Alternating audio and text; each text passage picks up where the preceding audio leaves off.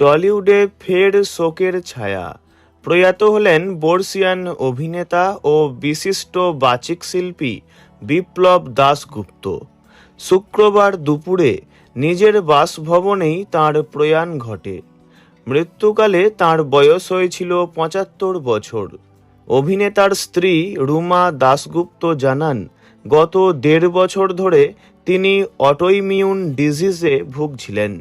যাদবপুর বিশ্ববিদ্যালয় থেকে ইংরেজিতে স্নাতকোত্তর শেষ করার পর পেশাগত জীবনের শুরুতে শিক্ষকতা করতেন বিপ্লব দাশগুপ্ত।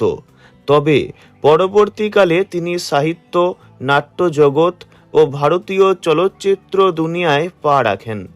ভয়েস ওভার আর্টিস্ট এবং বিজ্ঞাপন জগতের কাজের পর অভিনয়কেই নিজের মূল পেশা হিসাবে বেছে নেন তিনি।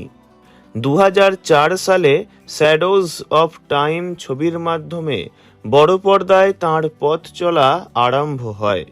এরপর ২২শে শ্রাবণ, ৮৯, ফেলুদা এবং গুমনামির মতো অনেক জনপ্রিয় ছবিতে তাঁর অভিনয় দর্শকদের মনে গেঁথে রয়েছে।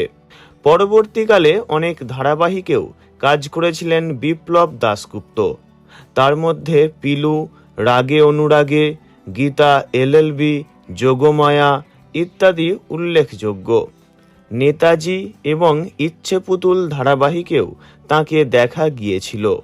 দীর্ঘ ২ দশকেরও বেশি অভিনয় জীবনে তিনি কাজ করেছেন সৌমিত্র চট্টোপাধ্যায় ও নাসির উদ্দিন শাহের মতো অনেক কিংবদন্তিদের সঙ্গেও। ২০১৯ সালে দেবতার গ্রাস ছবিতে তাঁদের সঙ্গে স্ক্রিন শেয়ার করেছিলেন তিনি। উল্লেখ্য, মহানায়ক উত্তম কুমার এবং তাঁর ভাই তরুণ কুমারের সঙ্গেও গভীর ব্যক্তিগত বন্ধুত্ব ছিল অভিনেতার। বহুমুখী প্রতিভার অধিকারী এই মানুষটির প্রয়াণে শোকস্তব্ধ তাঁর অনুরাগী ও সহকর্মীরা।